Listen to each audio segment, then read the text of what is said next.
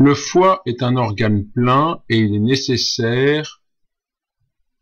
de réaliser une échographie péropératoire du foie pour opérer le foie. Ici, le foie est en position chirurgicale et on voit la division de la branche porte droite et de la branche porte gauche, avec une branche porte gauche qui est longue et horizontale, et une branche porte droite qui est courte et verticale. La sonde d'échographie hépatique péropératoire est positionnée au niveau du ligament rond et l'on effectue des mouvements de rotation autour de ce ligament rond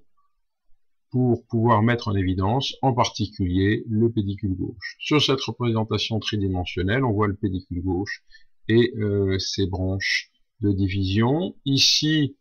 est allongée la branche du segment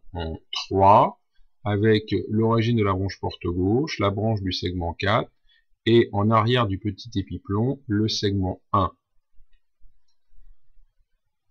Si on poursuit la rotation de la sonde à la surface du foie, vers l'arrière, on voit apparaître la branche du segment 2 et la branche du segment 4, avec toujours le segment 1 et le segment 2, et en arrière de la branche du segment 2, la branche artérielle à destinée du segment 2.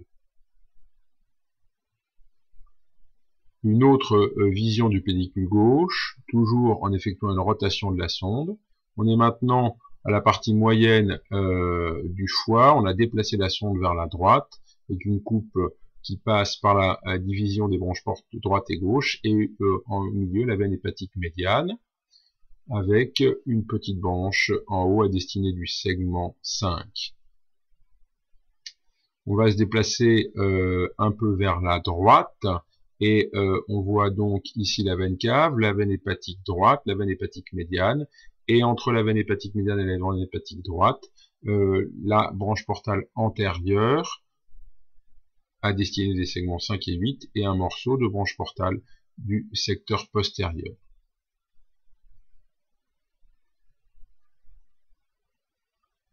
Apparaissent ici les numéros des segments correspondants. On positionne la sonde un peu plus vers l'arrière et on voit apparaître cette fois-ci la branche portale du secteur postérieur avec la branche à destinée du segment 6, en particulier avec la branche du segment 5 devant, et l'artère et la voie biliaire qui passent en pont en arrière de la branche portale du segment 5.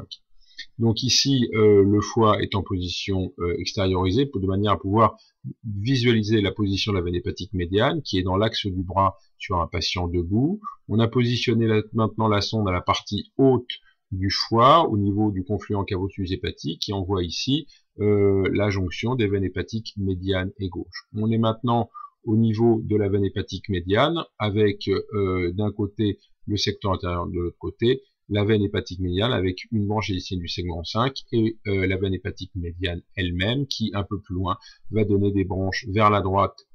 et le bas vers le segment 5. On extériorise le foie et on vient positionner la sonde longitudinalement sur le foie de manière à objectiver la veine hépatique droite qui sépare le secteur postérieur du secteur antérieur droit, avec ici une coupe qui montre la branche portale du segment 7 qui est située en arrière de la veine hépatique droite. On a positionné maintenant la sonde plus transversalement au niveau de la partie haute du foie de manière à voir la veine cave et la veine hépatique droite qui se joignent dans la veine cave. On va maintenant voir l'intérêt de l'échographie péropératoire avec injection de produit de contraste. Ici, une injection normale où on voit apparaître d'abord les artères hépatiques, puis le système porte qui apparaît quelques secondes après l'injection artérielle. On est maintenant à la partie haute du foie et on voit tout à fait distinctement, d'une manière beaucoup plus précise, l'ensemble des veines hépatiques, en particulier la veine hépatique droite, la veine hépatique médiane, une veine à destinée du segment 4, une veine à destinée du segment 4 qui va dans la veine gauche et la veine gauche elle-même.